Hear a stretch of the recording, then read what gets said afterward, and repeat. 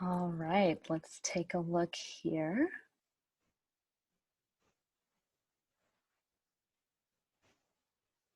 All right, everyone, I am just going to go ahead and add everyone in. Here we go. I'm going to admit everyone in. Now, guys, just so you know, this is going to be a group video call. Glad to see everyone joining on. Just make sure that your microphones are muted. Let me tell you how that all works. I'm just going to start admitting everybody into the chat. Hi, everybody. So what you're going to do is you're going to go ahead and turn your video on. There's a little video at the bottom left section, and in the top right section, you're going to see a little button that shows like 4 little buttons.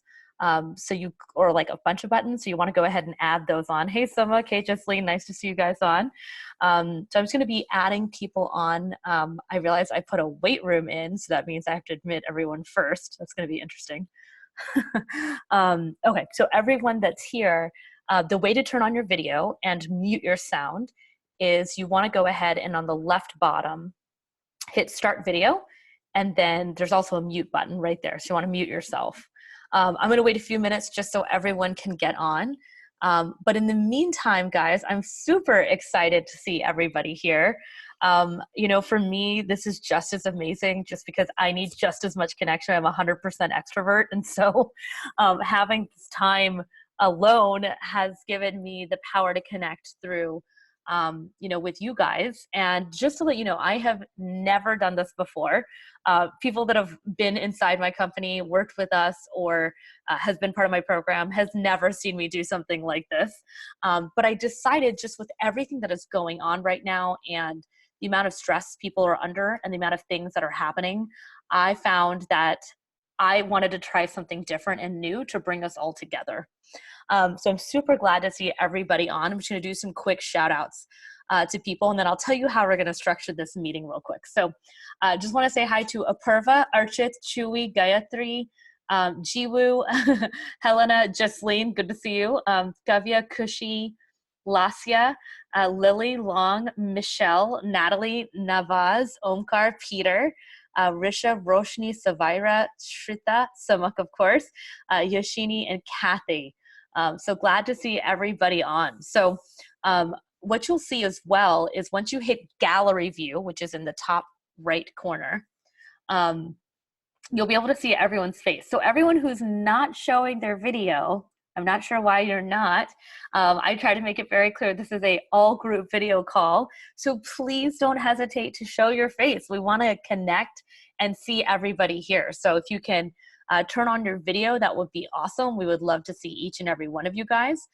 What I would also love to do is let you guys know there is a chat box that is at the bottom. It says the word chat. Click on that. If everyone can type in what city, state, or country you're in, go ahead and type that in as well. We'd love to know where all of you guys are from. Perfect. Okay, so we've got some people from New Jersey, Houston. Just so you guys know, I am in Houston right now. Any of my Houstonians, I'm originally from Houston, Texas myself. We've got California, Cupertino, Fremont. All right, let's take a look here. Roshni's in Houston too. For all my Houstonians, which school do you go to, if you don't mind me asking? I'm from Houston originally, so I'm just super curious there. Californians, feel free to share which school you're at as well. Bel Air, cool. Have lots of friends from there. Cool. Okay, so we're getting a lot of people in. I'm going to wait 2 more minutes before I get started. Everyone, while you're on this call, I would love for you to make sure you have a glass of water if you have one near you. If not, will be a great time to get some hydration in during this call. And what I want you guys to do as well is I want you to think about what are the things that we're going to do on this call is I want to answer any questions that you guys have right now just to support you as much as I can. So if you do have questions, I want you to think about what that question is, or 2 or 5 questions, whatever it is, and I want you to write it down. And there's a reason why I'm doing this. See, a lot of people, especially in the 11th grade right now, are feeling really confused. I've had some students say, do I have to retake 11th grade? Which, by the way, that would be horrible. I mean, let's all be real. This was not an easy grade. I cannot imagine redoing it. So there's a lot of confusion around it. So what I want to do on this call is I want to go ahead and make sure that we are answering those questions that you may not be getting answers to from your school specifically, and that you want that type of answer, from me, or the types of answers I can give you, so that you feel like, okay, this is something that's going to bring more peace or more understanding. In the meantime, what I would love to know, if you guys can put into the chat box, how did you hear about me? What have you watched of mine? Have you read my book? Have you seen my Facebook lives? Have you gotten emails from me? Have you, how have you heard of me? Awesome. Oh, Navaz read my book. Oh, that's cool. I want to see where Navaz is. That's pretty awesome. Let me see where you are. Navaz, do you have your video on? Maybe, maybe not. No, no video, Navaz. I'd like to see you. Oh, camera's not working. Okay, no worries.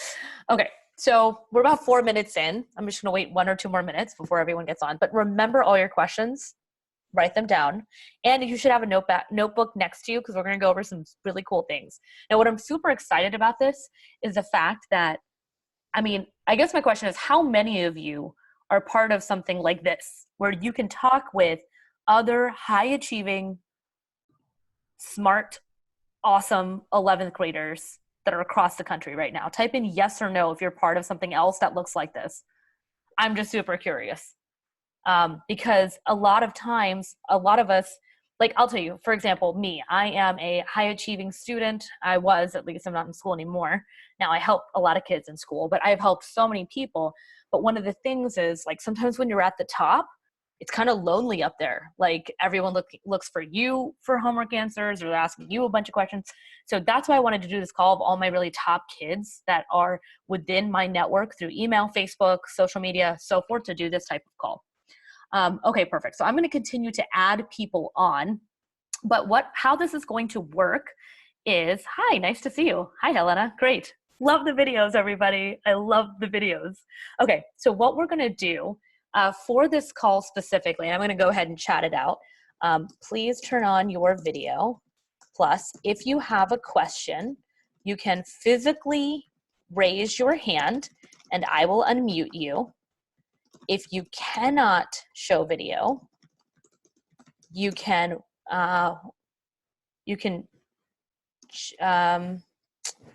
just chat your question. Make sure you send it to everyone. Perfect. So the goal of this call, everybody, is for us to have a dialogue and conversation. I also have a few people on that are my tried and true students who've worked with me, students who are working with me, and students who are already in college, to talk with you a little bit about their experiences and what's going on with them. And I'll be asking them some questions so you can learn from them too. So what I'd like to do is go ahead and get started. If anyone has a question, you just have to do this and hold it up, and then I will pick on you as we go around. And if you aren't showing video, because I know we've got a lot of people not, you can chat your question into the chat box. Okay, so Savira, I see your question. Roshni, I see you too. Perfect. Okay, so Savira, I'm going to go ahead and unmute you right now. Let's see. Okay. Hi, guys. Hi, how are you doing? I'm good. How are you? Good. Where do you live? I'm from New Jersey. Okay, awesome. Okay, great. So what is your question? My question is, so I go to a private school and we don't really have a counselor.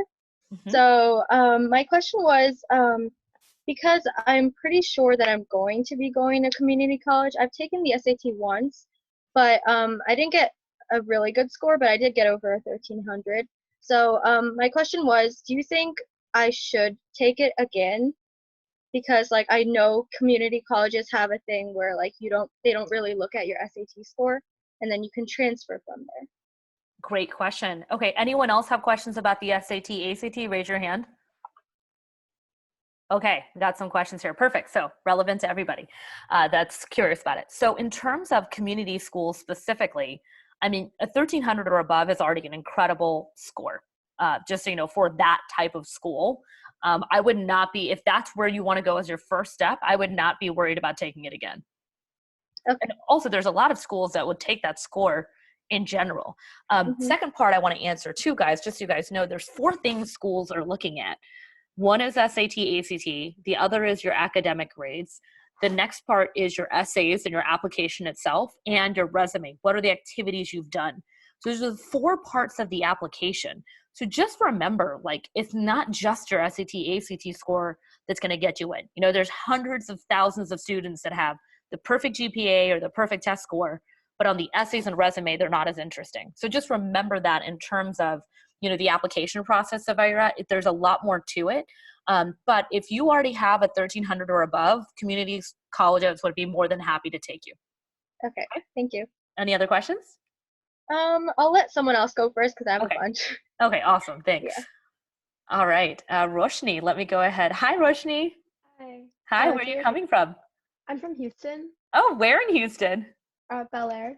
I'm in Westview right now, so we're like neighbors.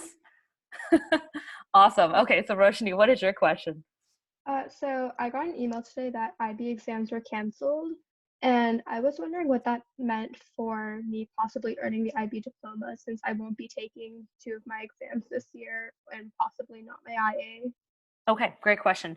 So in terms of the IB program, I would definitely reach out to your school counselor about if they're going to extend it to later, if maybe they'll do it in August. There may be delaying these types of things for later to see what they're going to do. I don't see people that are just going to take a long-term approach like that and say, you don't get your IB diploma. I don't see that happening because right now we're dealing with a crisis in the short-term moment. So I don't see them wanting to just cancel out the whole thing. Does that make sense? But I would go ahead and reach out. I'm assuming you're at Bel Air, right? Okay. Which, man, Bel Air, guys, that's a hard school. Lots of overachievers at that school. Okay, so I would definitely reach out to your counselors at Bel Air about their ways of how they're going to handle it. But I don't see them going ahead and just canceling out everyone's IB there. There would be a major uproar at your school if that happened, right? Yeah, there'd be kids like throwing a lot of paper. Let's just be super PC there. Okay, cool. Any other questions, Roshni? Yeah, also, so since we're taking modified AP exams and possibly our courses are being changed a ton, how will that affect how colleges will accept our credits? Because if we're taking classes where we haven't actually finished curriculum, will we still be able to place out of a course in college? Great question. So in terms of the AP tests, right now they're possibly switching to just doing online tests. Right now they're looking into a few things at different schools. So in terms of the APs, they're looking for you, obviously, depending on the school, they look for a 5, 4, sometimes it's a 3 credit is okay as well, depending on where you go. But they're looking for those types of scores to get that type of credit, Roshni. Again, they don't, no education system wants to cancel out your AP tests because number one, you know, you're in the class, we're basically a month and a half away from taking the test. Now, if it was like August and this was happening right now, then there'd be a whole nother conversation. But they want you to be finishing, and then colleges will be taking that as credit if you scored a certain level on it. Okay? Okay, great. Thanks, Roshni. Awesome. Okay, does anyone else have questions? You can raise your hand. All right, Risha. Hi, Risha, how are you? I'm good. How are you? Good, where are you from? I'm from San Jose, California. San Jose, I know you guys are on pretty strict rules out there. Yeah, shelter in place and everything. Yeah, how are you feeling? It's okay, honestly. Yeah? Yeah. Okay. Okay, so tell me, what is your question? So do you predict that colleges will go like test optional? Because I've been talking to some people and they think that might happen. Which people are you talking with? We have a counselor at our school and she predicted that, but I don't know. Great question. So I know a lot of people think that's what's going to happen. This is how I feel about it. They'll look at your PSAT score. You have a standardized test already. College Board has it in their system. My perspective is they'll just go ahead and either ask for a PSAT or something of that nature before they say testing is all optional. Second thing, Sorry, guys. I've been getting a tickle back here, and it's not what you think it is. Just to be very clear, all of y'all are like, "Oh, she coughed." No, it's okay. It's just been it's high pollen season where I am, and I'm not used to like allergies at all. Let me say pollen specifically this high. So, okay. They'll either look at your PSAT, number one, or number two, they're going to have a June test. If College Board needs to, they'll have a July test. They have an August test. They need to switch to online, not hard. They'll do an online time test. I don't see schools throwing out the SAT. I just don't. I don't see it happening right now. There's no way. I wish. That'd be fun, wouldn't it? Everyone's like, no SAT, hey. I mean, the thing is, what about everyone that's done well on the SAT, right? Like, does that mean they get a better leg up, right? Like, so it doesn't even out the playing field. Like, let's say a kid walks in with like a 1590, and then you walk in with 0 test score. That's not fair either, right? So they're trying to figure out what they're going to do, and I think they're going to do online for the test moving forward, or they're going to so they're going to move online, they're going to add more test dates, or they'll take your PSAT score, which I know for some of you, you're like, what? Because you didn't get to technically prep for that. You're like, wait a second, that's not fair. Well, I mean, they've got to find some way to get your standardized test. So just a heads up on that. Okay? Yeah. All right, cool. Does that help, Risha? Yeah, it does. Thank you. Okay. Sure. So let me tell you guys about that. This viewpoint of like, oh, they're not going to take the SAT this year is exactly why most 11th graders aren't prepping for their SAT or ACT. They're like, oh, I guess it's going to be canceled, so why should I study for it? That is the worst strategy I have ever heard in my life, guys. Okay? Hands up. That is a bad strategy. Right now is the time that you can actually stand out, get your time together, lock down. Some of you in San Jose, etc., are not moving anywhere. You should be adding some practice time into your schedule. All that time you were spending going to the movies, hanging out with all you guys here, each other, friends, take 30 minutes a day and do SAT prep. Prep yourself well, right? So what I want to do is I just want you guys to know, like, it is just one of those things where it's really easy to like fall into this trap of like, I'll just hang out and do nothing. But that is not the strategy for 11th graders right now. So what I decided to do, I wanted to bring on one of my tried and true students, Samuk. So Samuk, I'm going to go ahead and unmute you. So I've known Samuk now for how long has it been? Like 6 or 7 years. 6 or 7 years. Yeah. Okay. And Samuk is, I feel like he's one of my kids, but he basically got into his number one dream school working with me and my team. He's there. He's loving it. Samuk, I want to ask you a question. If you were in 11th grade right now during this time, what would you do? If I was your mentor too, what would you be doing if you had all this time? If you were in the Bay Area, you went to a very competitive Bay Area high school, describe what you would probably do if you could look back at this time, because you are now a junior in college, right? Yeah, a junior. So you're 4 years ahead of the students that are on this call. What advice do you have after obviously working with my team and the mentorship we've given you to these 11th graders now? Yeah, I think it's interesting. It's a crazy time for all of us. I mean, my college just got shut down this week, so it's like I'm now back at home, kind of just trying to regroup and figure out what's going on for me personally.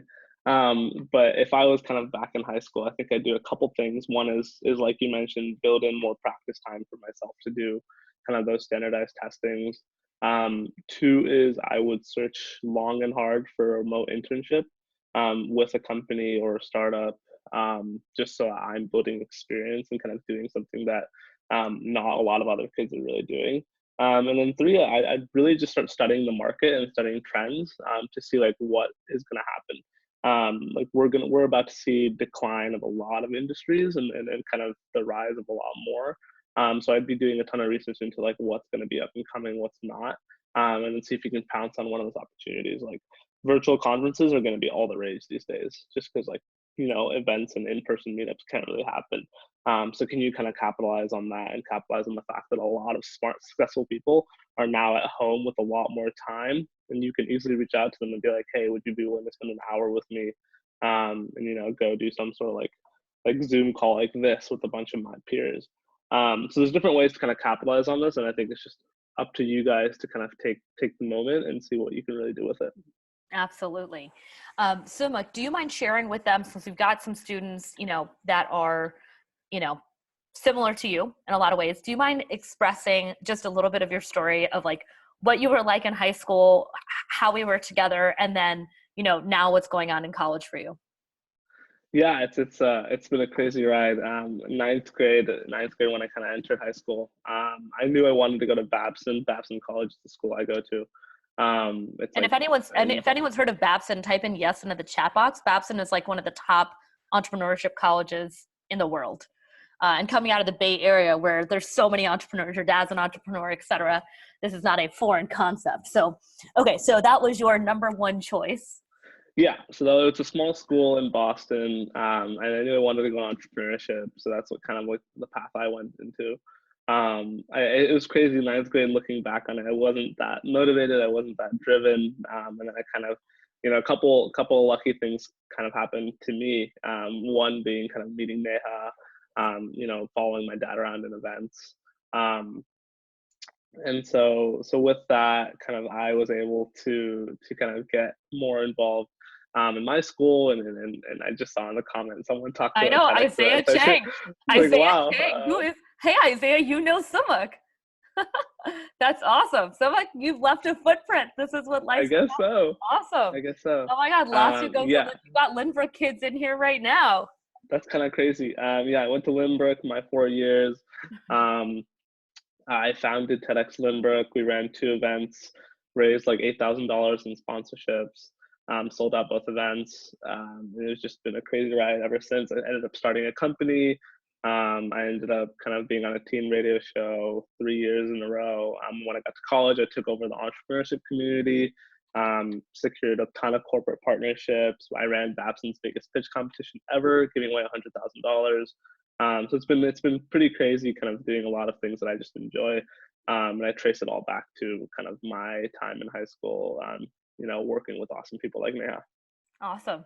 Awesome. And I'm so glad, some like you're, even with our community here, we're seeing, even in this small little group, Yeah, the mentorship we provided and the fact that you were able to leave such a great mark is even years later, and I think that's the biggest thing, right? Is like getting a mentor during hard times can make all the difference in not only standing out in the admissions process, like the things you've done, like people that are 4 years younger than you remember you were an entrepreneur, you did TEDx events. I mean, hey, you never know the ripple you're going to create, which is why I love doing this type of stuff. But so much, I'm glad to hear that you're safe and you gave us 3 really great tips on, how to prepare. hmm If anyone has questions for Sumuk too, we can go ahead and open that up as well. If anyone has a question, we'll take 1 or 2 questions. You can just raise your hand. I'll take a look here. Um, okay, Sanat Single has a question. I'll unmute real quick. Sanat, can you hear us? Yeah, I can hear you. Hi. Okay. So I actually go to Cupertino High School right now too. So it's cool to know that you went to Lynbrook. yeah, I'm curious how you like got started with starting like TEDx Lynbrook, and like I'm interested in entrepreneurship as well, but actually now I need to look into Babson because I hadn't really heard of that. That wasn't on my radar. But so how did you begin your journey like as an entrepreneur in high school? Because I wanted to start something. I wanted to start like a lot of um, like businesses and things like that, but it didn't really pan out. But so how did you go about it? Yeah, so yeah, I want to interject real quick on here, Sumuk, just because I think one of the big things just to say about that. First of all, Sumuk is on my team, just so you guys know, in terms of like one of our mentors and coaches, because he's such a rock star. But Sumuk, go ahead and give some advice here, because I think that's the biggest thing is getting a mentor, right? Was huge for you in this process. yeah. That's the first. That's basically the first thing I was gonna say. Is and awesome to hear Cupertino. 2 of my best friends of all time went there, so I've very fond place in my heart for that school. Um, and actually, the TEDx story is interesting. I saw an ad on my Facebook for TEDx Saratoga High School, which is a neighboring high school, and I was like, whoa, I should do that at Lynbrook. And so I decided to bring it to Lynbrook, and we applied. We were actually one of 2 teams competing for the license. We ended up winning out. You'll probably hear more of that story when kind of Neha's thing launches. But that was an incredible time for me, just because like it was the first project that I really had leadership experience on.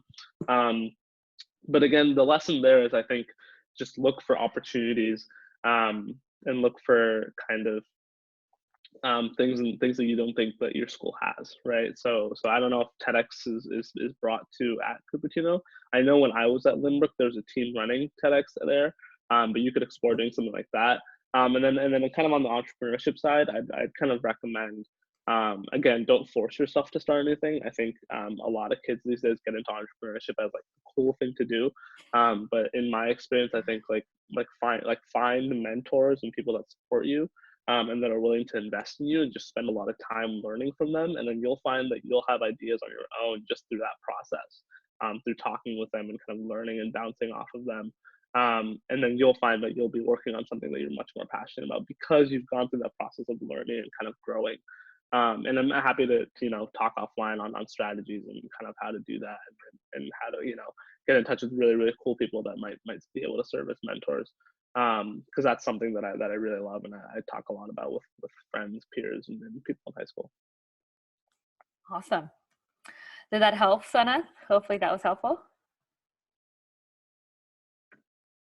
Sorry, I think you're muted, Sana. Sorry.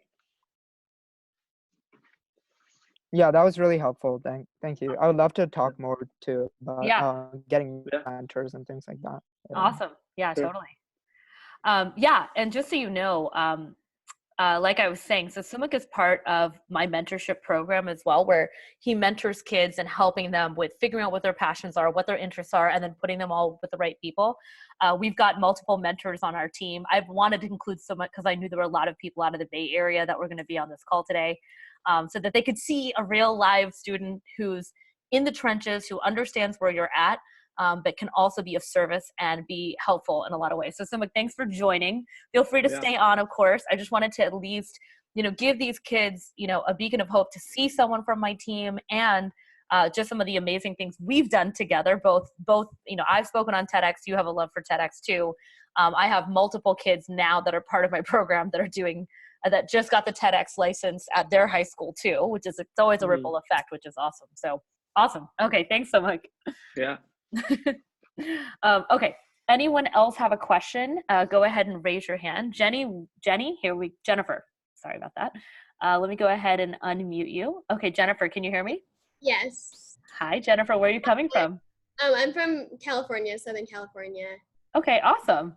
Yeah. So I have a question, because I'm trying to figure out, I definitely want to do some sort of like action project or passion project, but in terms of figuring out like my college, they say like you should have like kind of like a theme on your resume, like a pattern of things that you're involved in. So I grew up doing mostly like performing arts and like dance and stuff like that, but for college I want to go into economics. So I'm not really sure how to connect those two things, and how I should present myself, because most of my background has nothing to do with like math or politics or anything. So I don't want to exclude that though, because that's a big part of me, but I just don't know how to connect the two different like parts of my life. Yeah, definitely. Great question. Just some background. I went to Rice myself, and I was a triple major. One of my majors was economics, and I was one of the best hip hop dancers in my high school. You'd be surprised. I have some pretty crazy moves. Okay, so I totally feel you on that. And it's interesting. I was a dancer and painter in high school, but I was super interested in business, as you can probably tell, running college shortcuts and so forth. So I would say that one of the ways to do it, especially right now with what's going on, is I would take some time, honestly, and start studying the markets a little bit, because they're kind of going like this. Yeah. And that's a great time to kind of understand, like, what is it that people are talking, why are they talking about this so intensely? Like, they're comparing it to the 2008 recession, or, what financial crisis, what was that time? Like, the .com boost. Like, I know you didn't live through these times, but, you could read through these types of things. And then maybe when you're applying, you can talk about some of these things as like, hey, I'm the blend of both art and science, and I'm really interested in, the technical and the soft side of things. And we help students with this process specifically of, hey, I've got a lot of different activities. How do I build that what I call the admissions narrative, the unique admissions angle that's going to make you stand out among everyone else nationally of like, hey, these are the things that I do. This is what I'm interested in. And then this is what I would like to do in the future. And this is why you should accept me. It's a big part of what we do at College Shortcut. So if you're interested in learning more, what I can also do here is add the information here to schedule a free strategy call with our team, but your parents have to be on that line, just so you know. It's parents and students to learn about how we can help you with that. Because I do know I reached out for everyone to be on this call to be at pretty much the top of your game, guys. All of you guys are part of what I call the Unicorn Club. You're smart, you're sharp, and you work hard. So to me, it's like, okay, how do we take you from where you're at and then package you so that, you know, you are able to do that. But my quick tip of advice for you right now is I would go ahead and start studying the markets and be able to speak about that a little bit when it comes to the application. Okay. Victor, sorry if you don't like the unicorn term, my bad. I'm talking about, you guys are part of my genius network, however you want to call it. You guys are top students. Just letting you guys know. Jennifer, was that helpful? Yeah, I do have like kind of a related question too. Sure. So I want to apply to mostly UC schools. I'm looking into a few privates, but realistically, I really want to end up at UCLA or like UC San Diego. Yeah. And they don't do interviews or like letters of rec. All they do is like your transcript, PIQs, and SAT scores. So how do I show like my interests or like things that I've done? Because there's not a lot of places to show that. There's 4 essays on that application. Right, but like I feel like they're not, like they're very specific questions that, right, like I'm not sure how to like talk about. Yeah, so we actually work with students on all the UC applications, and those essays is a big part of it. We also work with students on building out their resume for the Common App and how to build that out properly. So, and I know the UC's has its own application as well, but there are ways to do it where you use what they're asking for to make you stand out. There are places on that application where when we work with students, it's really about like, how do you look at it from a realistic perspective of the entire application to show your story? Okay, thank you. So yeah. And that's, if you look at it, there's more words on the UC application requirement than there are on the Common App main essay. Like there's 4 essay prompts. That's a lot of essay prompts, guys, that you can be working on. And they don't usually change. So, you know, they're there. So hopefully that helps. Okay, awesome. Thanks, Jennifer. Okay, we've got a question from Kavya, and then I'll take one from the chat after. Okay, guys? Okay, hi, Kavya. Hi, how are you? Good, where are you from? I'm from New Jersey. New Jersey, okay. Thank you for joining. Yeah, thanks for having this call for us. It's super helpful. Awesome, I'm so glad to hear it. So my question is kind of similar to Jennifer's first question. So something I came across like during this like time of like self-isolation and stuff is a lot of colleges offering like online courses for free. And so kind of like Jennifer, like I'm really interested in like finance and economics, and it's kind of difficult. Like I have a political internship for the summer, but it's kind of difficult as like a high school student to say like I want like a financial internship. Like you can't like walk into a bank and ask for like a high school internship. So something I found online was like a free course that like teaches you like the basics of finance, which is super appealing to me because that's not offered at my school either.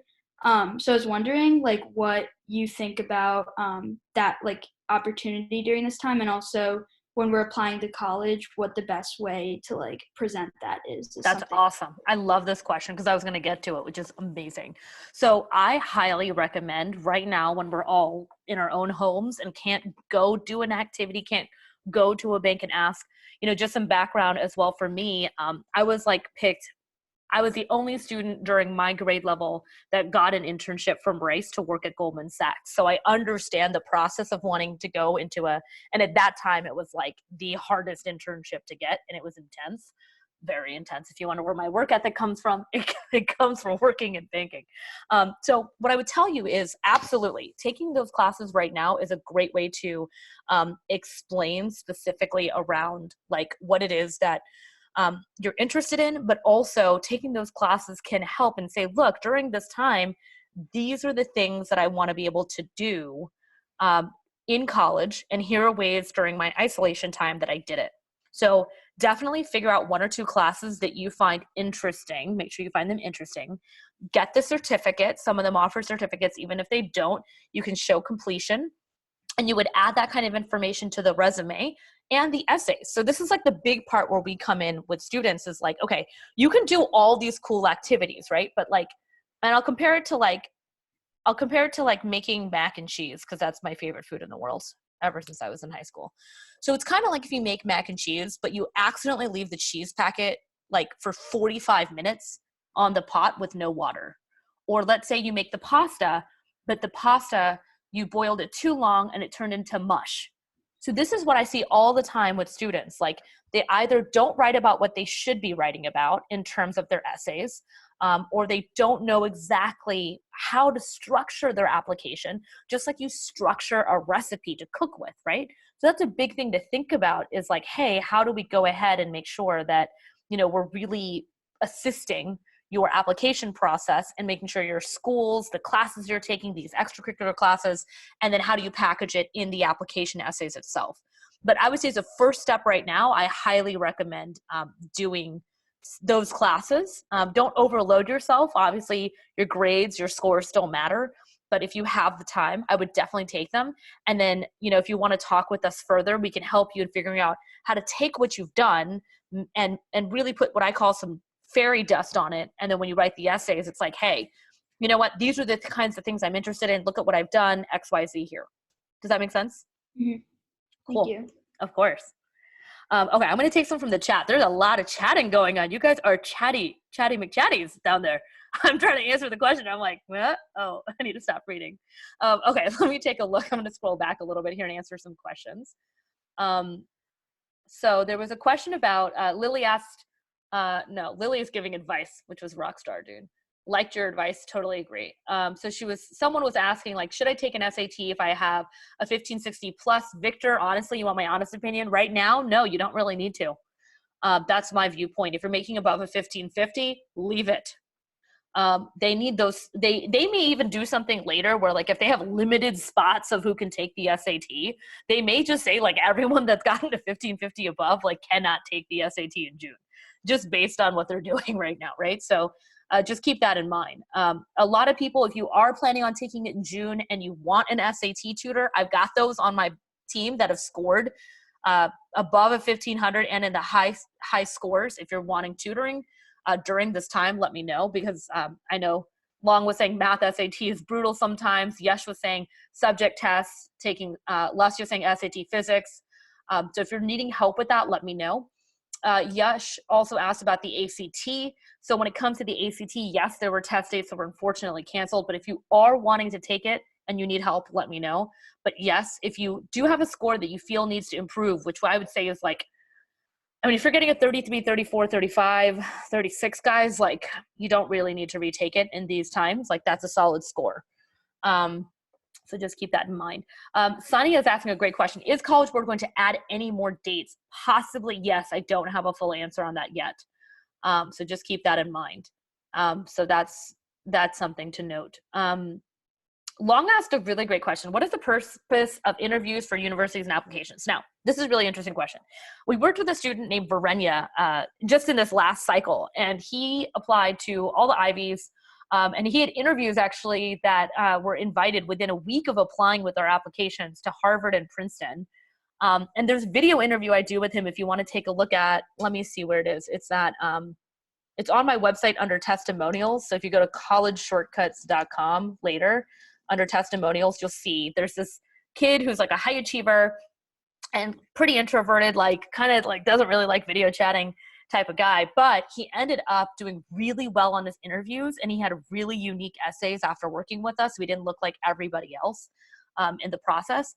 They use the interviews to get a sense of your personality.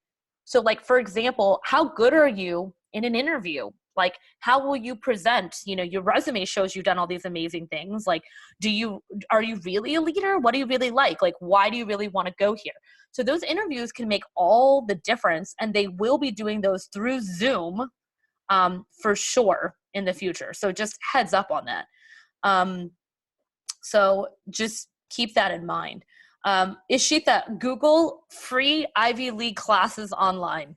You're saying which colleges offer, just Google that. That's a great source. There's over 450. I tell my kids to do them all the time, and it's really fun to watch because, like, I had a student who was really interested in aerospace engineering.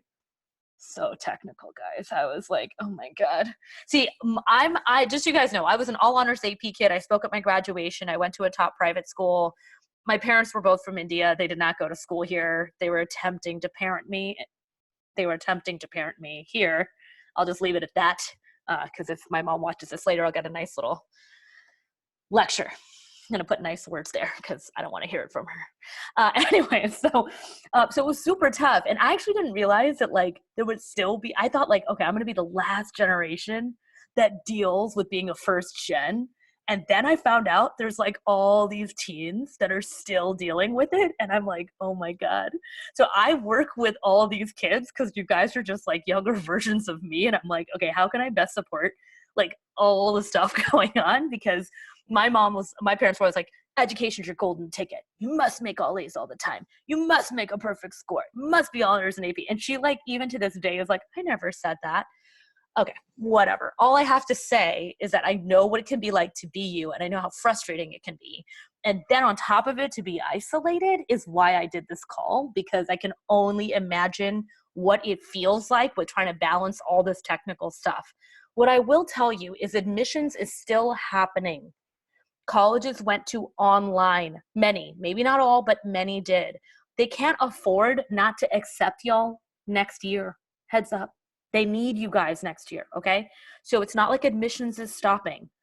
They're going to look at everything you did. If you cannot do in-person things, they're going to look at students like Kavya and like Jennifer that are doing online classes, that are maybe starting a business like, you know, some of the other kids that want to start businesses here, right? Sanath talked about that. So they're going to find ways to accept students that are taking this time. The second thing I talked about on my webinar last week is that there's going to be a rise in looking at domestic students due to the borders closing. What does that mean? Some schools take 5 to 8%, and some schools will take upwards of 20% international.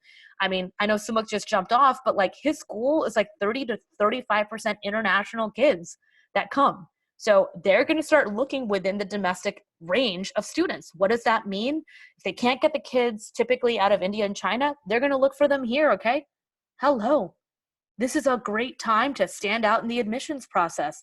So yes, you can look at this as, oh my God, my parents are driving me insane. I'm stuck at home. This is so annoying. Or you can be like, whoa, I just got time to focus on my grades, my APs, you know, the SAT, ACT, do well on all of that, plus find some extracurriculars, and I can work on my essays. Like, it's amazing. It's kind of a crazy time, and I know it's nutty, but it's kind of a time you can look at if you're a high achiever and be like, okay, what can I do during this time? And in that, what I want to do is, I think, Ishika, are you raising your hand? Yes. I think she is. Ishika, can you hear me? I don't know if she can hear me yet. Maybe not. Okay. So what I want to do, I wanted to answer some of those questions at least. Does anyone have any more questions live? Can I answer a question live? Someone's got their sound on. That's what I'm trying to figure out. Kushi, I'll get to you as the next person. Whoever's got their sound on, I think it's Ishika. Ishika, if you can mute your video, that would be awesome. Just a heads up. Okay. Kushi, I'm going to go ahead and unmute you. Hi, Kushi. Hi. Hey.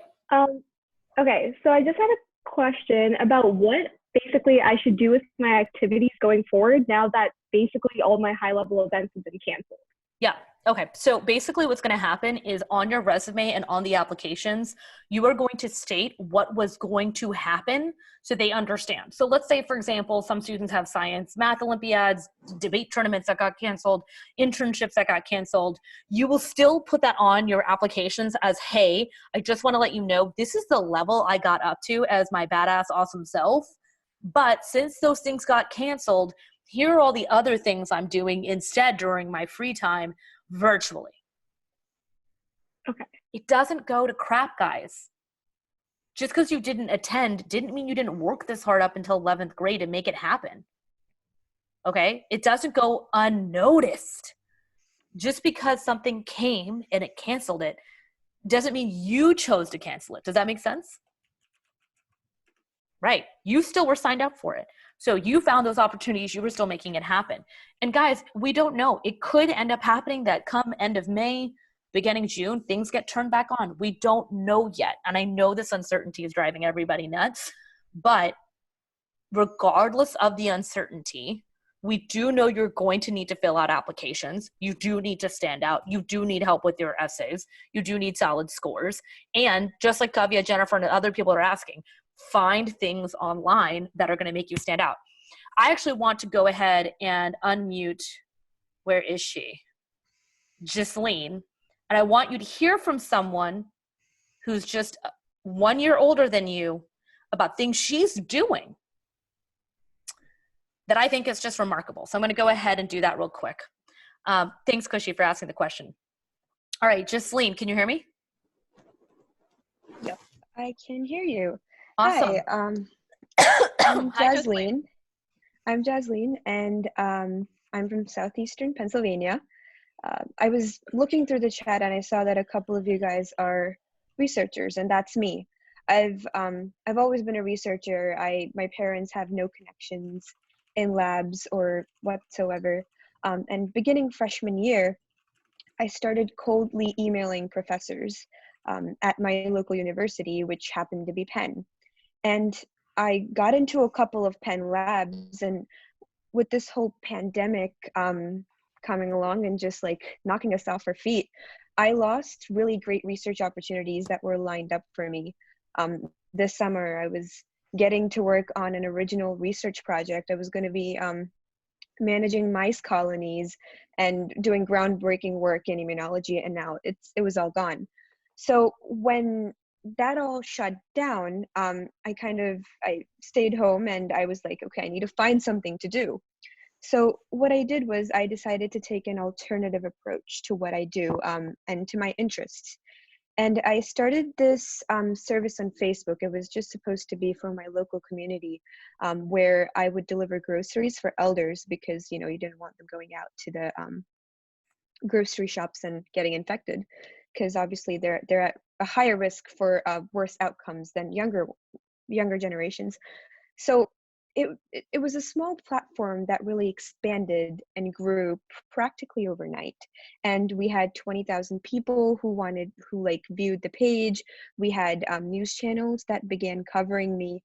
And now we've expanded. I think we've delivered food to about 65 families so far, which doesn't sound a lot, but I think it's making a big difference, because it's 65 families that don't have to go out and be at risk for this infection, compared to just me, who's just going out and doing the shopping for them.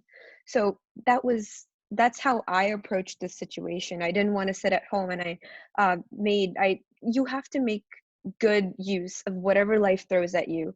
And especially in this pandemic, I knew that I couldn't research. Practically every single lab was shut down, and I couldn't approach any other lab mentors, because obviously they were concerned about their own lab shutting down and how they would restart again. Yeah. So taking on a new person was like not even a question. Like I couldn't even approach professors. So I know a bunch of you are in the same boat. I actually saw a couple of people who were like, should be research at like a prestigious university. So for me, I applied early to Penn, and I actually met Neha later in the process after my early notification. Wish I'd met her sooner. I wish too, Ghislaine. I wish we met now of your year. Yeah, I was deferred from Penn early. Even though I'd worked in like 3 labs, I had letters of rec. I don't think it hurts you if you work at a prestigious lab, but in my application, Ghislaine, I was just emphasizing. if you don't mind, Ghislaine, do you mind sharing what your ACT score, where you ranked in high school, that kind of stuff, just to give them a sense, of where you were at? Yep. I got a 35 composite on my first try, and that was a surprise. That was a pleasant surprise. And in terms of school ranking, we don't rank, but I would say that I'm within the top 2%. The school that I go to is not as competitive as other surrounding schools, but I go to a moderately competitive school, and I would say that I'm within the top 2% of the population. And do you mind sharing, I know that you loved working with our team. A lot of students here may not know what college consulting is. Do you mind sharing kind of the experience you had with us in terms of working with your mentor? Yeah. So when I was working with my mentor, I would provide them, or I would write my own drafts, like suppose for essays, but I couldn't really figure out how to tie everything together. And I think it was Jennifer who was talking about this earlier, just having trouble connecting yourself and presenting yourself, because the raw material is there. It's like you have to make yourself look pretty on a college application. You have to make it look composed, and I think that's what I was having trouble with. And my mentor really helped me with that. She helped me put myself together in my essays, and she helped me compose myself. Awesome. Yeah. And I know you've applied to a lot of great schools. You've been getting some great acceptances. So Jasleen, I'm very proud of you. I know we chatted, this past week, just with everything going on directly. Do you have anything to say to a lot of the 11th graders that are here? I mean, just, I pulled together from my, just my community. These are some of the most top performing 11th graders, just like you. Do you have any advice for them in terms of, they may not have started the admissions process? Here's a question just in the chat box real quick. If you've not started drafting your essays for admissions, go ahead and type in no, if you have not started the admissions process at all. And that's not a good or bad thing. I just want to ask, if you've done them or not. So as you can see, a majority of people, Jasleen, have not looked into it. Some people have, but a lot of people haven't. And obviously, it is a little early, but we have a lot of our 11th graders already starting on it since the prompts aren't changing. Yeah. Do you have any advice for them or any thoughts of hey, you should look into this, or ways that you think they can get the best help, since it's clearly competitive? You were one of the most competitive kids. Your resume was outstanding. Any thoughts on how we can help them as much as possible? I think I would definitely say start drafting now, because I was a procrastinator, like I would say most of you guys on here. I know, you came to me in December. Yes, I looked at your file and I was like, December 17th. I was like, I know it because my team doesn't actually take on kids normally after a certain date. And we're probably going to shut our doors in the next few weeks because we're getting so many requests from families. So I think it's really interesting because you came at such a late time, right? And it was, wasn't that a lot of work to get done? It was very stressful. And at one point, college apps were all that I did. I didn't have a life for I would say 2 months, but it all worked out in the end. But you don't have to put yourself through that stress. And I would highly recommend that you get started now, because if you write your drafts now and if you look at them 3 months later, you'll see that maybe you didn't like something or you'll want to change it. Because for me, my Common App before I started working with Neha was slightly different, but then my most recent version, when I compared the two, I saw what a great change, what great changes I made and how much better it was. So working on it and then taking a break and then working on it, I think that's the key to success, and just keep editing over and over.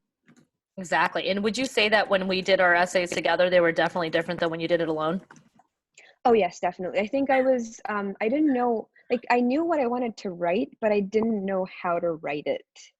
And that's Does anyone say yes if anyone knows what she's talking about? So Jasleen can feel a little community here if you know what she's talking about knowing what you want to write, but may not know exactly how to do it exactly. And then Jasleen, how many students were to your counselor at school? How many people in your grade? We have 300 something, so I think 20-ish people per grade, and then we have 4 counselors. Wow. So yeah, that's 80 kids a counselor. Yeah, we keep our ratios close to 5 to 8 kids per consultant on my team. That's the best. If anyone has a lot of students to counselor ratio. Type in yes into the chat box if your counselor has more than 5 to 6 students that they work with. Because again, students like you, Jasleen, like, my God, you are like such a hardworking kid.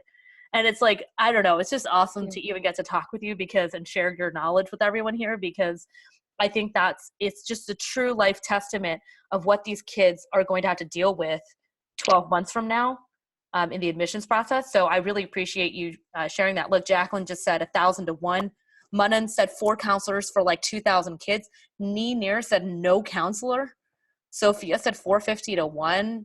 I mean, that's crazy, right? Savira has no counselor. I mean, can you imagine?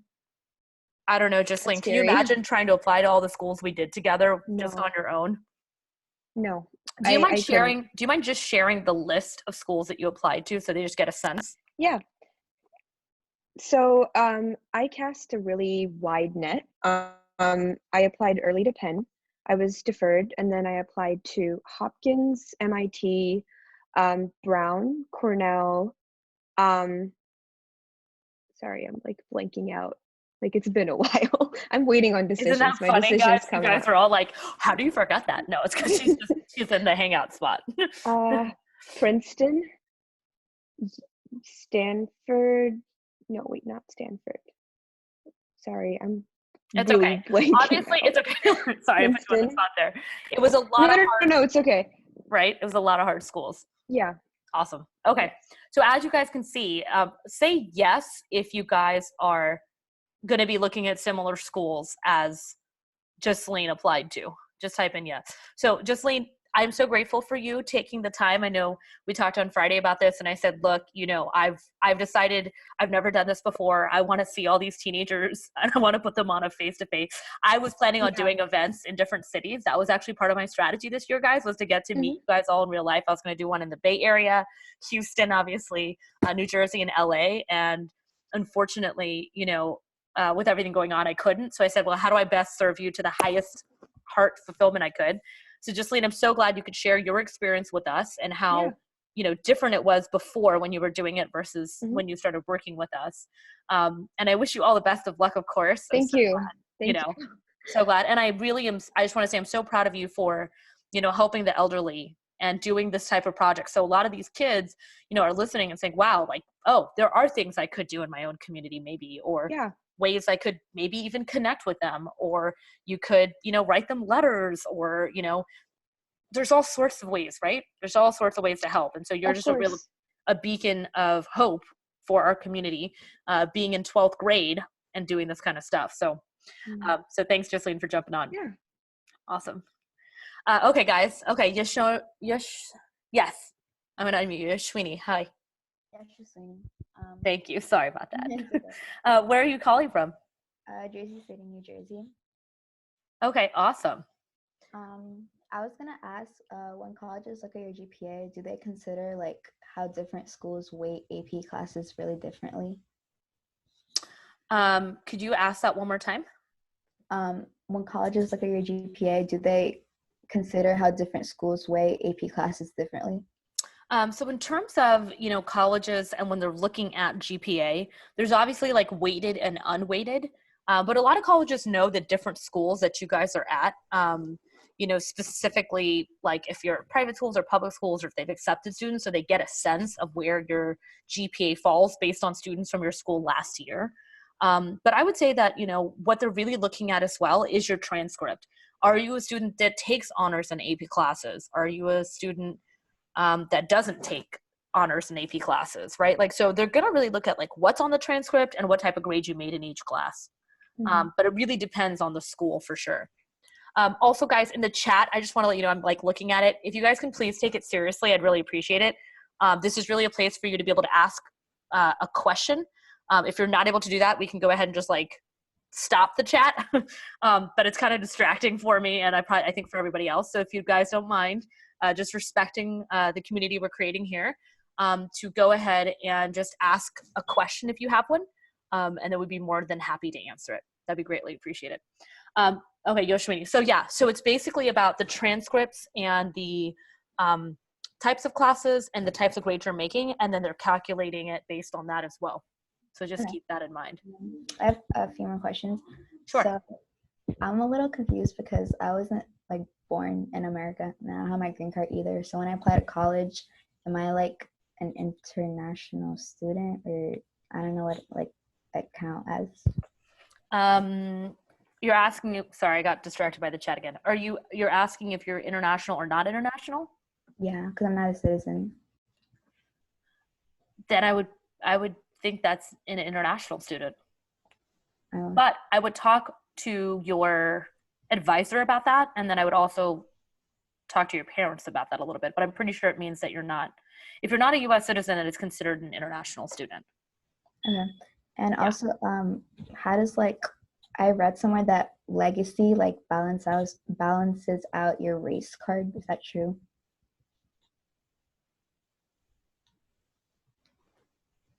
I don't know if I've actually heard that before.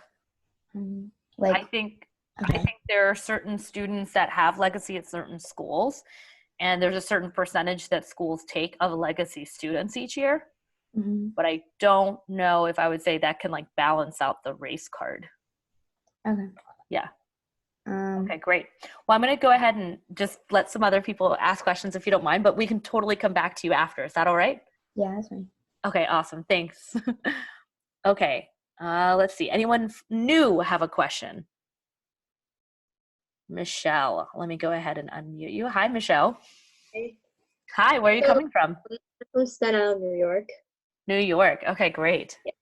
So one of the questions I had was, so I just got into like the summer immersion program at Columbia, but I was wondering like, are those like actually worth the money and how much it's going to help my college application? Which program specifically? It's just called like the 1 week summer immersion program. It's for cell biology. I think you'd have to send me more information for me to be able to tell you like if it's a good specific program. Mm-hmm. But I think at this point, summer programs are kind of on pause, right? I mean, right now. Yeah, they said they'll move it to online if they have to.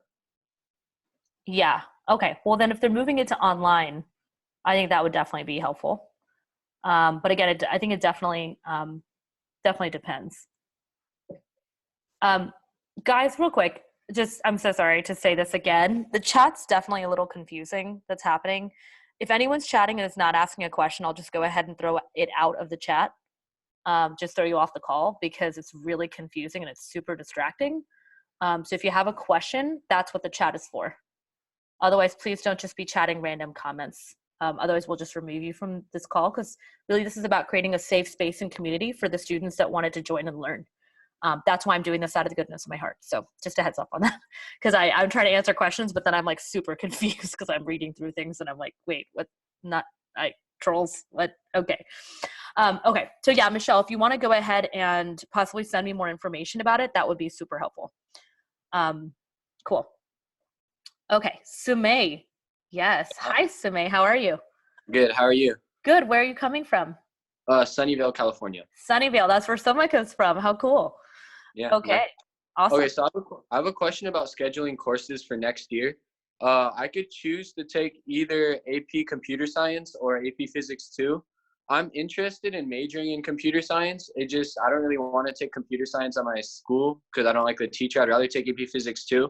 So would it like negatively impact my chances of going to a good college if I don't take AP Computer Science? What do you not like about the teacher? I just don't like her. Everyone's laughing. This is really funny. Okay. So people kind of if you can relate to that, go ahead and comment yes. So guys, I'll tell you a little story about that, which I find fascinating. So I really hated my chemistry honors teacher in high school, and I found it really tough and challenging to deal with that teacher. And I will tell you, like, it was a major reason why I never went into medicine. And that's pretty crappy that a teacher can have that effect on someone's decision. So I totally feel you on like not liking a teacher, but if that's what you want to go into, honestly, you should be taking it. Like, don't let a teacher stop you, number one. Number two, get the Comp Sci AP book that you can buy on Amazon and study yourself on top of what's going on and be a top student in that class. You're a smart kid, right? I'm assuming to be on this call, you're not. Yeah.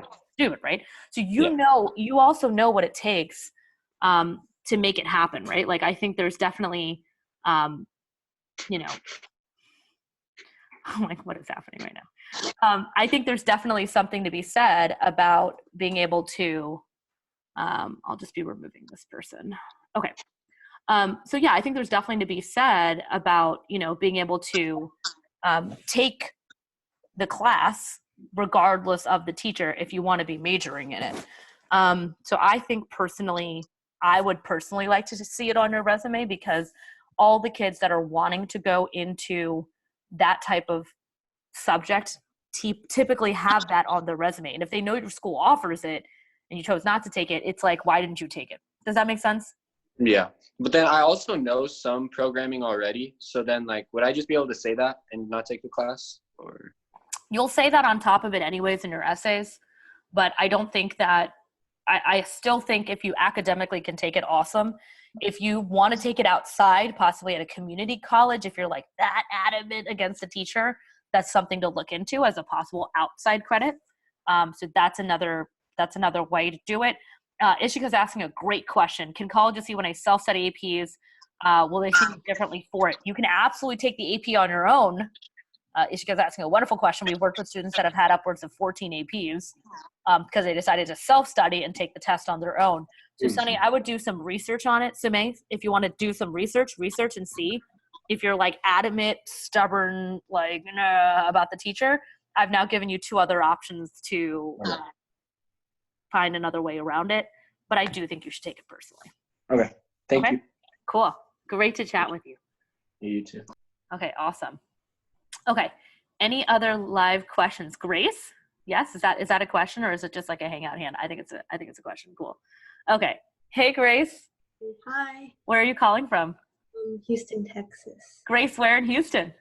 The Pearland area. Pearland. Okay, great. I'm in the Westview area, so not too far.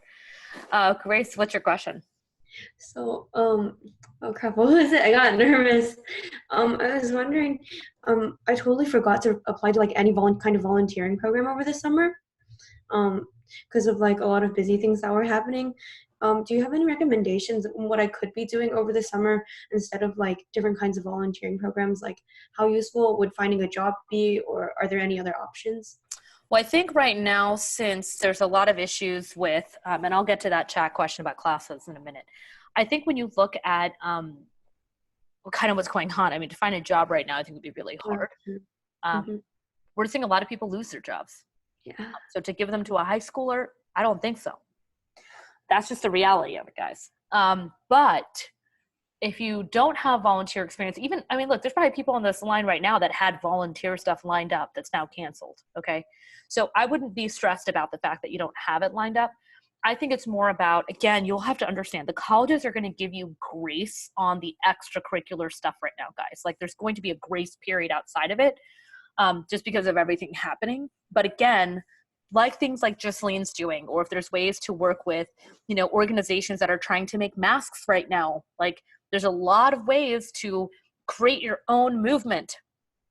I have a student right now who's working on mental health and athletes, and she has a blog for it. She's creating her blog, you know, making it a certain way. So there's a lot of things that are being done in that way, which are really great too. So I would say like there's a lot of different, you know, different ways to do it, and you need to be creative about it.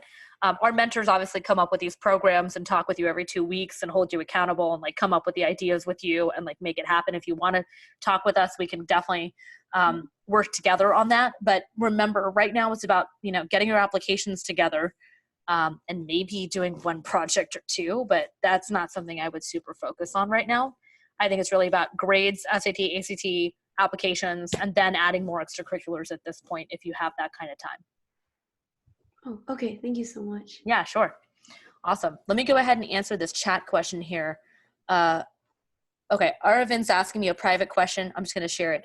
Do you provide only essay help? So guys, just want to let you know, I know there's some questions about what I do, so I'll just take a minute and just explain. My name is Neha. I'm the founder of a company called collegeshortcuts.com. I created it because of how much stress and anxiety I felt, even at a private school in the admissions process. I felt like I was not heard. I felt like you know, everyone kept telling me it's so hard to apply if you're a certain background and this, that, the other. And so what we do at College Shortcuts is we actually work with some of the most top students across the country, where we pair you with a mentor that's closer to your age. And then we have former admissions officers that help with the editing of the essays on the back end. So what we help with is we help you with building your school list, which right now that's a big question for a lot of people. What school am I right at? We help you with figuring out your unique angle that's going to make you stand out based on all your experiences. We help you with building out your resume. There's actually a specific format that's really effective.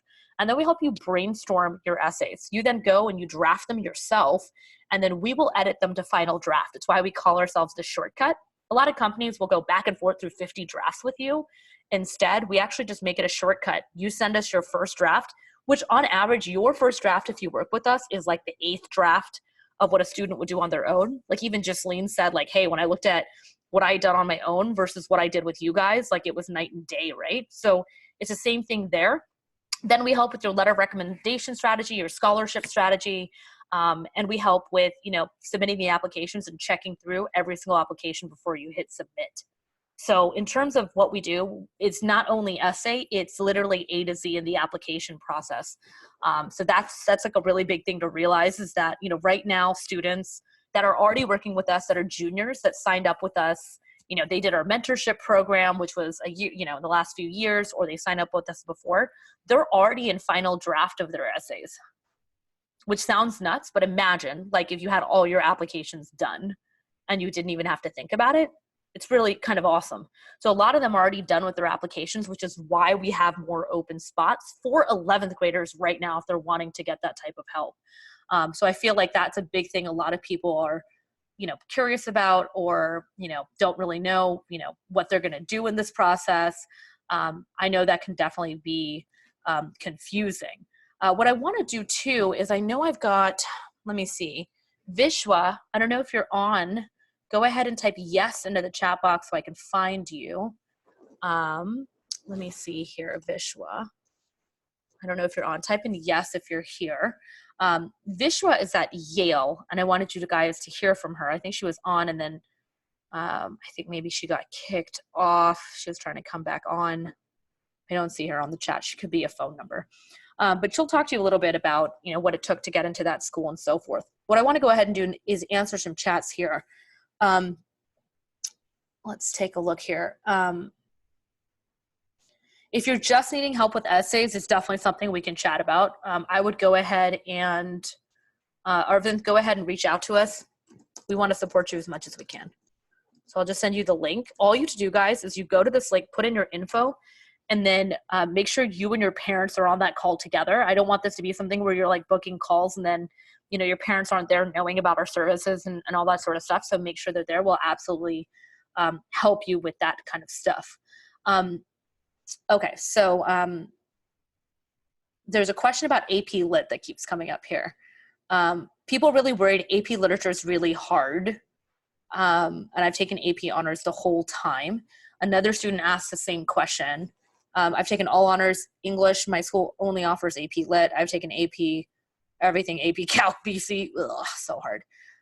Stat Spanish. So what seniors should I take it? Oh, wait, guys, I'm going to ask you a quick question about this, or I'm going to tell you something. If you know the AP is going to be super hard and you're like, I don't know if I really want to do this because I'm taking all these other APs, and you feel like you're going to be super stressed out, but you're not going into an English major or into a major that requires that type of class, like philosophy, English, anthro, all that kind of stuff, then I don't recommend taking it. I mean, I'll tell you a great example. AP US History. If anyone took it and hated it, type in yes into the chat box, because that class is hated by most people. Do you want to know why? Lots of memorization, lots of facts about stuff you don't care about, and it's really tough. Like, it's a hard class.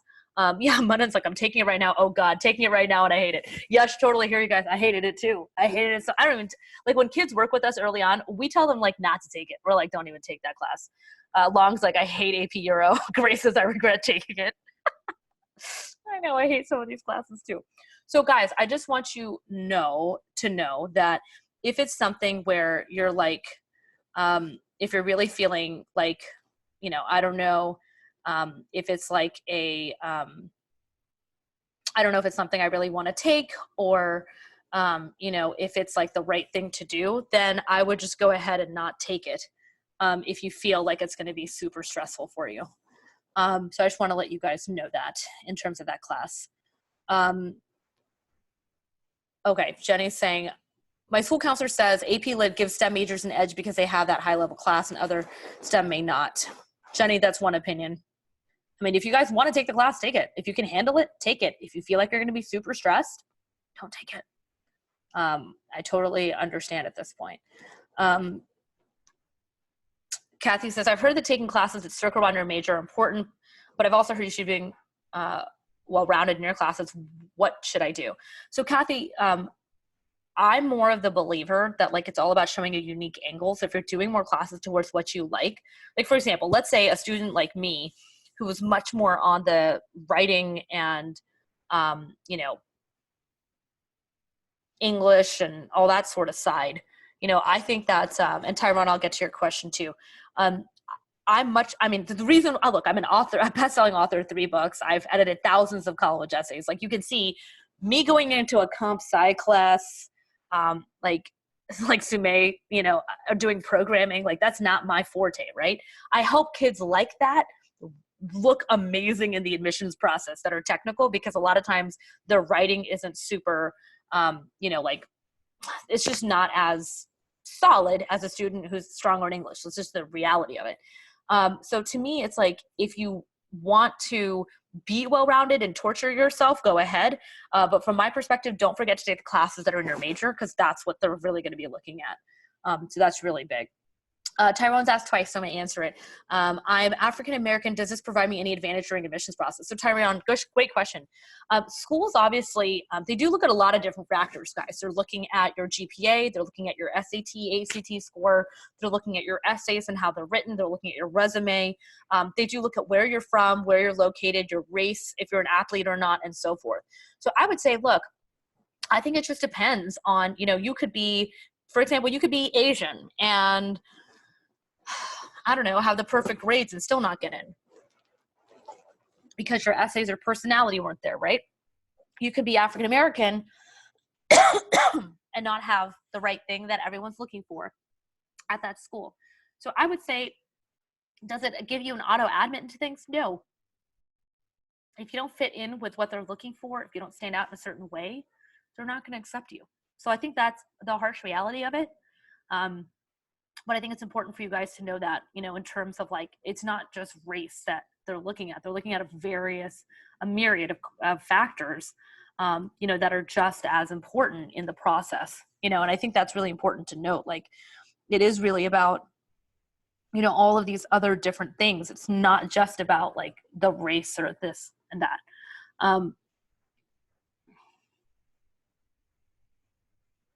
Kushi, you're asking what you should major in, but I can't tell you that because I don't know you well enough. I don't want to be giving you advice on what major to do. So I don't want to like give you the wrong info there, because I think that's like a really tough question to be asking. But I do think you should take the time, you know, to really figure out what that is. Vishwa, I'm going to do a quick shout out and see if she's here again. Vishwa, are you here?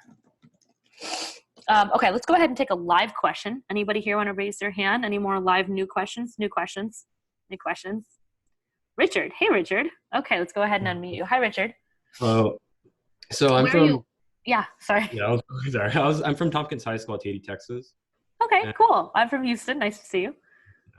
And I have a question about, because I haven't started my essays, but do you have any suggestions on, before starting your essays, do you have any suggestions or things to keep in mind? Yeah. Yeah, like give us? Yeah. I think there's definitely one topic to avoid, which is coronavirus. Yeah. Be totally real. That's definitely not something I would talk about because everyone's going to talk about that. One piece of advice. Second thing I would say is really making sure that you're writing about something that's very personal to you. We talk about this a lot with our kids. It needs to be very personal. It shouldn't be something that is super braggy or arrogant in any way. Don't have any form of entitlement attitude. You don't want to write about what everyone writes about. Like, for example, we work with a lot of students of Asian descent that are hyper competitive, and they all do things like speech and debate, karate, taekwondo. They've done math, Olympiad, Model UN,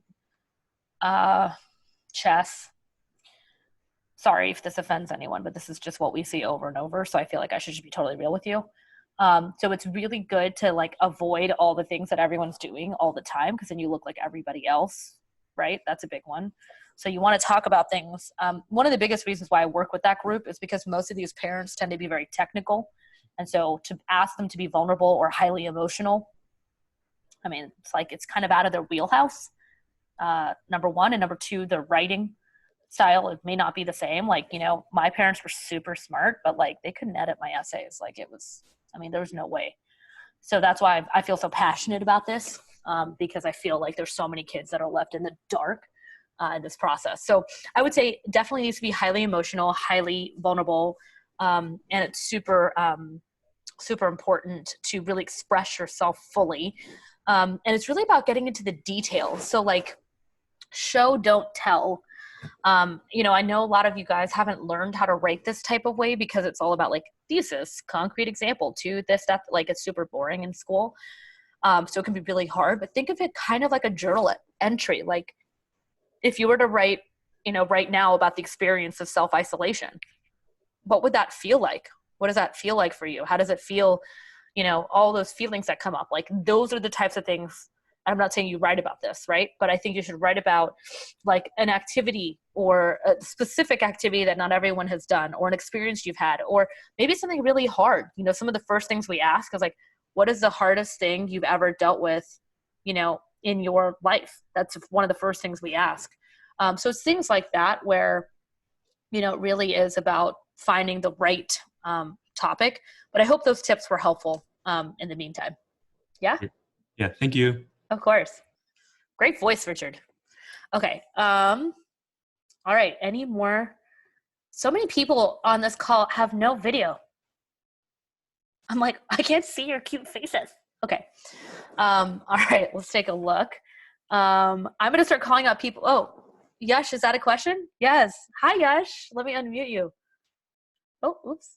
Hi, Yash. Can you hear me? Hi. Yeah. Where are you from? from? San Francisco, California. Okay. Hello. Yeah. So I attended boarding school in Delaware, actually, and the school itself doesn't offer any APs. So I was wondering, what's the best way I can, I don't know, best show myself to the colleges? Yeah, 'Cause I've again. heard these stories of like a bunch of people taking like 10 APs, right? Having like a 5 GPA or something or whatever. But like my Yeah. school itself doesn't offer APs. So what's the best way I can?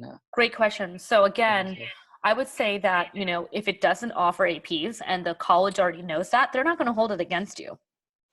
Yash, do you make good grades? Yeah. Okay. So, you know, if you were a kid that was like, oh, I make C's and D's and, you know, they don't offer APs, so whatever. Well, then I don't have a lot to say to you, right? Okay. So, Right. but you've obviously worked hard. You're doing well. And if they already know that you don't have APs at your school, you don't have that opportunity, they're not going to hold it against you. Where it's going to really matter for you is the other 50% of the application, which is how you package yourself in the essays and the resume part. That's where it's going to matter. But don't sit there and be like, man, like look at all these other kids and they've got all these APs and like don't even have that thought. Okay, like take that thought and like throw it out in the trash, because you didn't go to school that has that, and that's totally fine. Okay. Okay, cool. Yeah, that's good. Thank you. Okay, great. All right, anyone else have questions live? New person? Sana, I think you've asked a question already, but I'll just unmute you now. Okay, what's up? Thanks. So I was planning to do this program in my senior year where I basically dual enroll in a community college. So I take most of my classes there. I was wondering if you think this would like help my application, and like, do you think it's worth it to like sacrifice like my senior year to do it? Yeah. I mean, do you mean that like you're not going to take your senior year classes in high school? No, so I would still take 2 classes to complete my graduation requirement in my high school, but I would take like the rest of my classes in the community college. Do you mean like extra classes? Yeah, basically. Well, I would say if you're wanting to do it and you can handle the workload, it's not a problem. It's if it affects your senior year that it's a problem. Okay. So it doesn't hurt you. Students do it all the time. But again, if you can't handle that much work, I don't recommend it. Like, you wouldn't want to take on more and then get B's and C's and D's, right? That wouldn't make sense. But if you can and you want to challenge yourself, then I highly recommend it. Okay. But again, I will remind all of you on the line, academics, which I'm getting a lot of question about academics, is not just about, the admissions process is not just about your scores, kids. It's about how you package yourself in the essay process, what's going on with your writing style, what is on your resume and how it's written. You know, what is it that's going to make, for example, Sanath more, you know, more competitive or more interesting than a student like, let's say, Somay, right? Or a student like Jennifer or Richard. What is it about him? It's not just going to be, for example, I took double credit classes and this type of thing at community college. It just isn't. Because that's, again, one aspect. It's, you know, who are you as a person? What is your personality? How do you present to people? You know, what type of character do you have? Have you been through things that are hard? Are you resilient? Are you gritty? Are you going to come to my campus and you're actually going to do something? Or are you just going to take, right? So these are the other things that most of us forget in the admissions process. I want to ask a quick question in the chat. How long do you think they read your application when it comes to admissions? Go ahead and type the number of minutes that you think you're actually going to get in terms of the time. Beautiful. You guys are pretty accurate. We had one say 30. Yash says 10. 20 on a good day. Great question. So guys, heads up.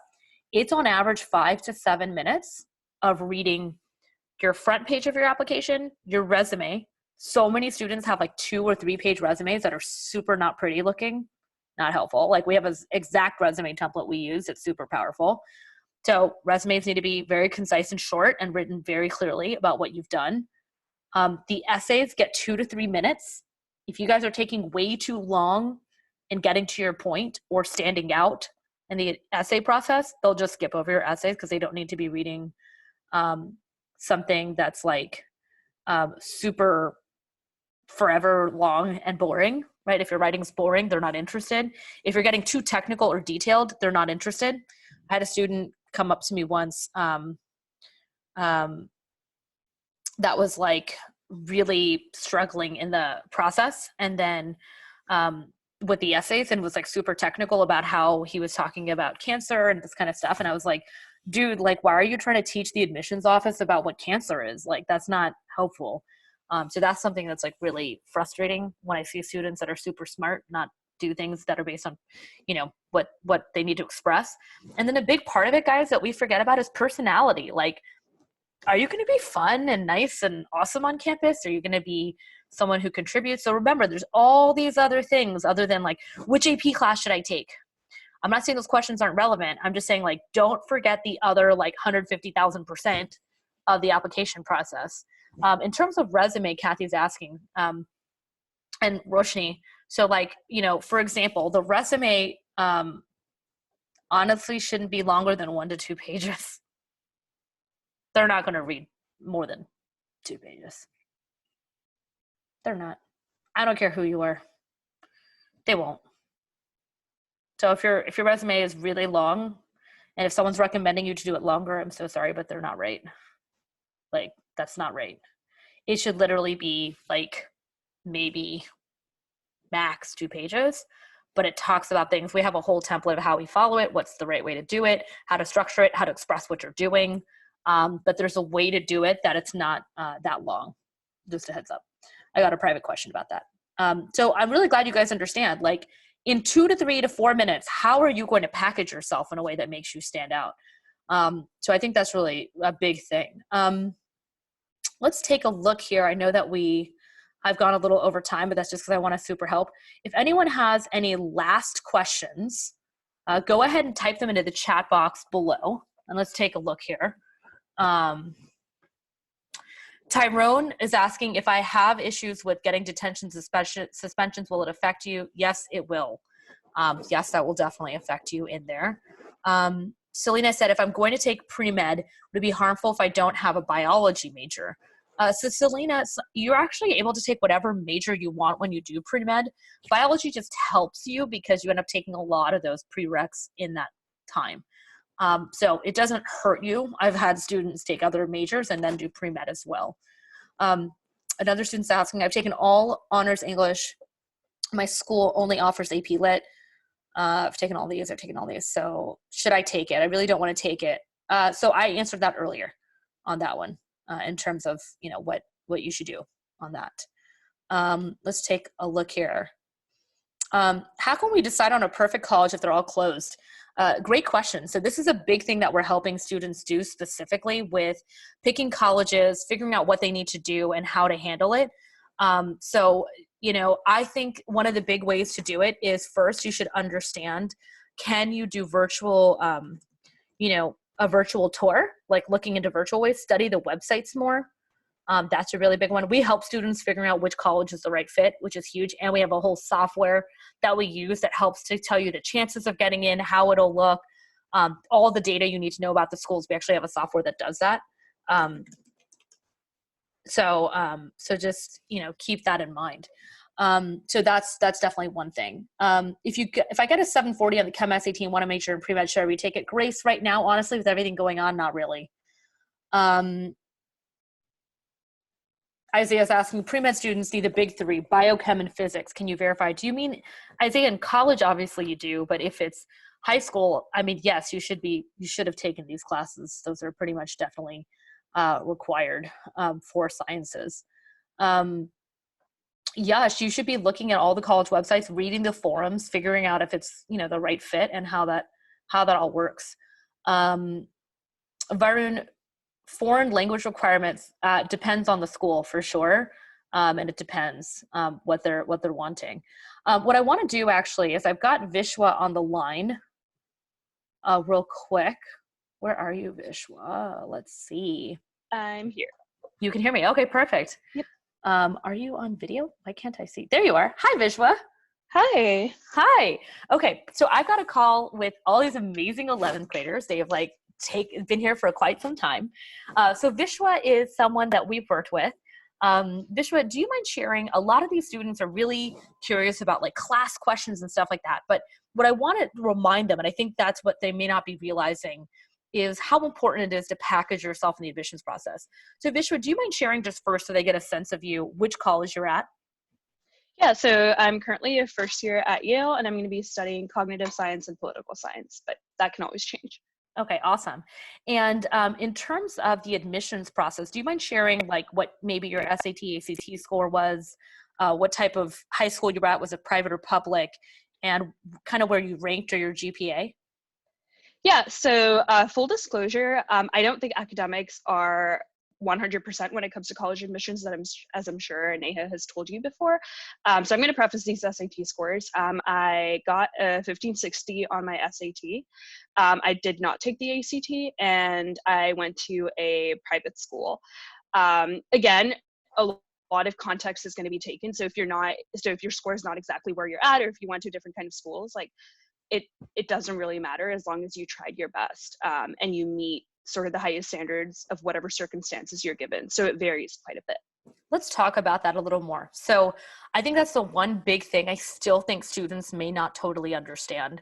Can you talk about what we did with you and how it helped you and what it was that made you stand out? Yeah, so I went into the college app process kind of knowing what I wanted to write about and what my interests were. I knew that I wanted to go into sort of the intersection between international relations. I thought I wanted to go into law. So a lot of my activities revolved around that.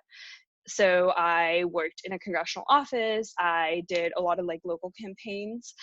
So a lot of my work kind of revolved around international relations, research, as well as sort of domestic politics, because that's what I was interested in. I didn't do a hell of a lot of school activities just because I thought that it would be more valuable to work for real organizations and get some hands-on experience there. And from what I've found going into college and speaking to other peers at Yale, a lot of them also shied away from only strictly doing school level organizations. So instead of doing a club that can maybe be duplicated around like 100 different high schools, so like every club, I did Red Cross Club, but there is a Red Cross Club at every school, right? So as opposed to that, trying to channel your interest into something that's special can be helpful. But sorry, I forgot the question. I think I got no, off on that's a tangent. very good point about, you know, a lot of students are like, hey, all our clubs are closed, or, oh, I don't know what to do.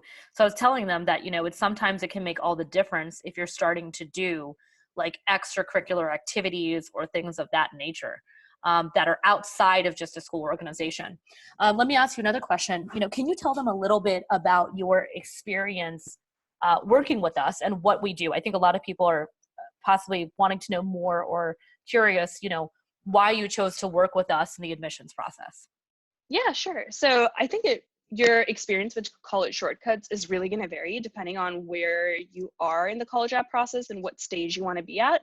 So if you're someone who just needs help with getting their essays proofread and edited, which is where I was at, I knew what I wanted to write about. I knew sort of the type of applicant that I wanted to be, but I really wanted sort of a final set of eyes and just some advice on maybe curating like sort of the perfect essay. So just some advice on making sure that my essays are proofread, making sure that there aren't any like glaring mistakes, and making sure that what I wanted to communicate through my essays was being communicated. It just helps to have a third eye, a third set of eyes take a look. So that can be anyone, that could be your teachers, that could be your parents, but it just helps to make sure that someone can see your essays, and that's what College Shortcuts did for me. But College Shortcuts can be as extensive in helping you as you want it to be. So there are a lot of services, including like mentorship. There are a lot of services with college consulting and making sure that if you're lost, so if you're coming into the college app process not knowing what to write at all, there are people designated and dedicated to making sure that you know what you want to write about, to make sure that you cater to college, you cater to your admissions officers in a way that makes you stand out. So it really depends on what stage you're at. Yeah, I know a lot of these 11th graders that are on the call have not started the process yet. So they're wanting to go to competitive schools. And a lot of them are focused on the academics. One thing you talked about earlier was, you know, it's not just about the academics. Can you expand on that? Because I think a lot of people are super like focused on like how many APs I've taken, what my GPA is. Vishwa, what do you think really matters? I mean, I know it's something that we've worked with you on, but like, just can you expand on that for everybody about like, what is it that really matters when you're looking at this admissions process for this upcoming school year? Because a lot of these kids are just focused on like the nitty gritty of like this extracurricular, or this GPA. Yeah, so I think it's a lot of trying to look at the big picture. I'm a big advocate for not focusing on the nitty gritty. A lot of my friends were involved in Maths Olympiad, speech and debate for X amount of years, sort of dedicated all of their time to it. And while I see some value in doing organizations and extracurriculars that are popular and excelling in them, I can tell you as a matter of fact that there are no more than a handful of debaters in my class. And I know that everyone focuses in on debate or certain extracurriculars because you think that those are the most popular. I recommend doing activities that you're genuinely passionate about, and that could be something that's individual. A lot of my friends have been a part of larger organizations working with adults. A lot of my friends have traveled to start their own projects, and they've done this out of self-interest and self-motivation and not necessarily trying to cater to one specific narrative, because it really does not work. And you can see when you apply to college, like the best way to be the best applicant is not to think about it in terms of standing out, but to think about it in terms of what's most true to your interests. So what kind of category, I guess, do you want to fit into? Like, who do you want to be on campus? Because that's something I have heard admissions officers talk about, is they look for specific people to put in different categories, right? Because they want a well-rounded class, but they don't want you necessarily to be well-rounded, a jack of all trades. Yeah. Yep. Exactly. I know. And that's a big thing that we see, is like a lot of students think they have to be well-rounded, but it doesn't always translate in the admissions process. In terms of the essays, Vishwa, were you happy with your essays when you worked with us? Yeah, so College Shortcuts was kind of the final set of eyes on my essay. So I ended up having a list of them. I worked on them over summer, which I highly, highly recommend. Like, that's the best advice. Yeah, College or Shortcuts will earlier. give you anyone. Yeah, or earlier, or earlier. I wasn't there, so I did it over the summer, but the sooner the better. So I was really happy because it was not stressful as a process. I know that some of my other friends had their essays go back and forth like 15 different times, and that built up even more stress for them in terms of like trying to fix it, trying to scrap it. And a lot of times, like, what you feel would be the most intuitive representation of yourself is going to be the most true, and will shine through the best. And I think College Shortcuts understood that. So my essays went through like 2 times. So we spoke about them like once or twice, and I kind of got like the final set back, and I used them sort of according to my wishes.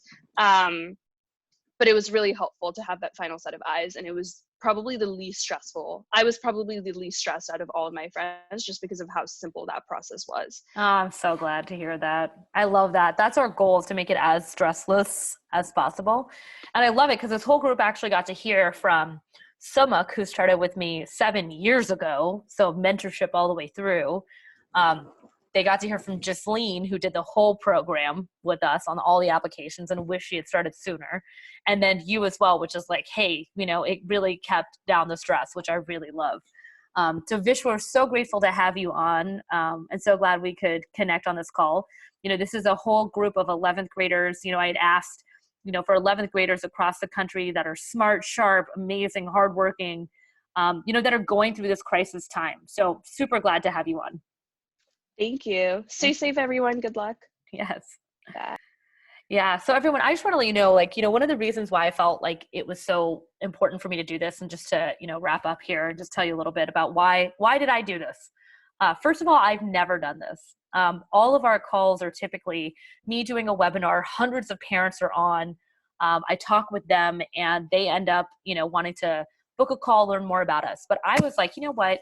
I want to talk to teenagers right now and see like what's going on with you. What are your questions? How can I best serve you?